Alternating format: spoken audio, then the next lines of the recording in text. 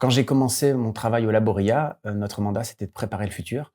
Et ce qui a changé, évidemment, c'est l'arrivée de l'IA générative, il y a bientôt 3 ans. Là où avant, l'usage de l'IA était porté par les employeurs et amené aux employés, aujourd'hui, le phénomène dominant de l'IA au travail, ce sont des employés qui amènent l'IA au travail et qui le font un peu parfois dans le dos de leurs employeurs. Alors on peut parler d'une révolution qui vient du bas en matière d'intelligence artificielle. Alors là où on pensait qu'ils avaient peur de l'IA, bien on se rend compte qu'ils ont plutôt peur de ce qu'on voudrait qu'ils fassent avec l'IA. Mais quand ils sont les législateurs de leur usage, eh bien finalement, ils se sentent beaucoup plus confiants vis-à-vis de l'intelligence artificielle. On estimait qu'avant l'arrivée de l'IA générative, moins de 1% des travailleurs français pouvaient dire en conscience « j'ai travaillé avec l'IA ». Aujourd'hui, à minima, on estime que un Français sur 5 a déjà travaillé avec l'IA. On a 85% de la classe d'âge 18-24 ans qui utilise l'IA régulièrement.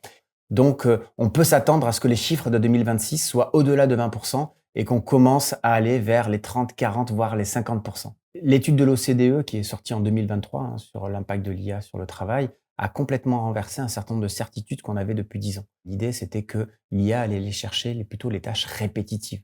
Et donc, les métiers les plus impactés étaient ceux qui avaient une forte prévalence des tâches répétitives dans leur métier.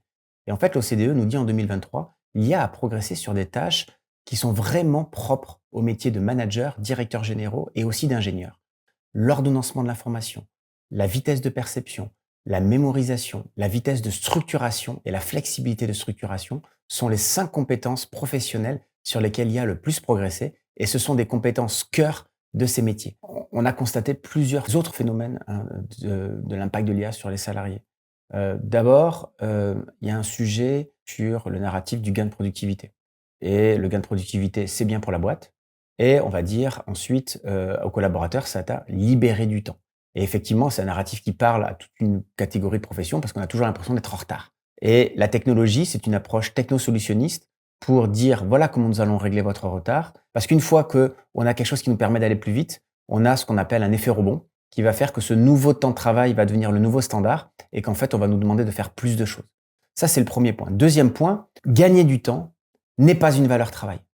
Gagner du temps, c'est une satisfaction quotidienne qui dit j'ai gagné du temps, j'ai pu aller au bout de la journée que j'avais décidé de faire, très bien, mais ce n'est pas quelque chose qui, sur le long terme, nourrit professionnellement. Mais ce qui est important, c'est ce qu'on a fait, c'est pas la vitesse avec laquelle on a fait. Troisième chose, le gain de productivité n'est qu'un moyen d'être compétitif. L'autre moyen d'être compétitif, c'est d'être différenciant. Et aujourd'hui, on est à fond dans le gain du temps et peu dans la différenciation. Et on sait que l'IA peut gagner du temps, mais on n'est pas encore sûr qu'elle nous permet d'être différenciant. Je ne parle pas à l'échelle individuelle, mais à l'échelle du projet d'entreprise.